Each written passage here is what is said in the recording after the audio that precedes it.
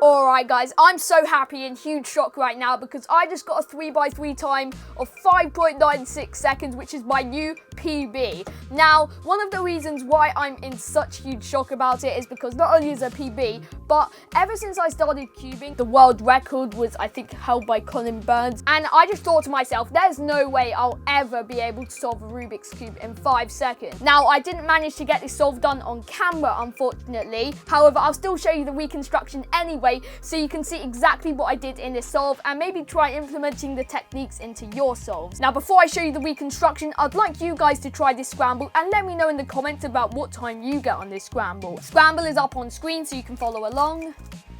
So first thing we see in the scramble is we have a really easy white cross. We have our cross pieces here, here, here, and over here. Now I also noticed this really big like square over here. And then what I noticed is this edge piece was over here. So I knew if this edge piece could go over to here, then I'll be able to create a really nice X cross. So I saw in inspection time that I could do this to solve a really nice X cross. However, once I noticed that, I then decided to look a little bit further in inspection time and plan my second F2L pair. The pair I noticed was the red and blue, and I noticed that the corner was gonna like stay up here and then the edge was going to move to here, and I could literally picture exactly what case I was going to be. The case where I have to do L prime UL to pair them up and then to solve it. So from here, I was able to like completely plan my first 2 F2L pairs. I decided to leave it there and start the timer. Now, at the beginning, when I was placing my hands on the timer, I firstly did, you know, the X cross. That was a 4-move X cross.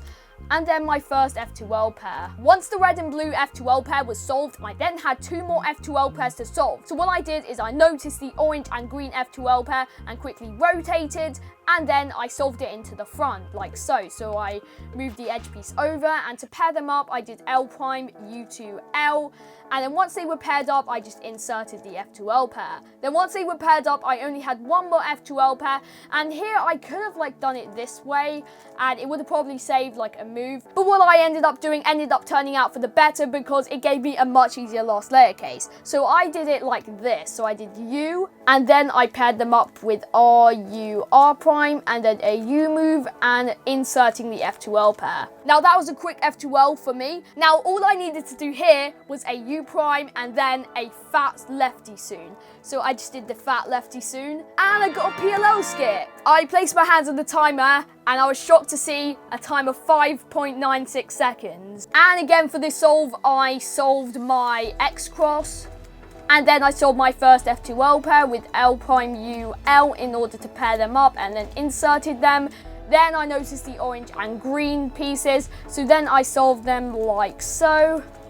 And then I had my last F2L pair and a fat lefty soon and PLL skip. One of the main things we can learn from this solve is to take advantage of getting really lucky. Not only did I have a head start into F2L, but the whole solve flowed very nicely and I got a PLL skip. Now, despite the scramble being really easy, I was actually very lucky because I didn't have any problem with the cube shaking while I was solving, and I feel like the flow of the solve was like just as good as how I wanted it to be. But of course, I probably have potential to execute the solve a little bit better, so that's why I have another Stackmat, and I'm going to try and do the solve again.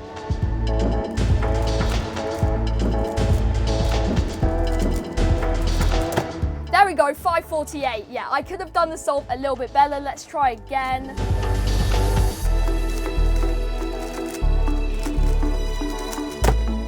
.93, that felt easy. You know, doing this makes me feel like I really could have improved my execution and makes me feel like 596 is slow when it's not.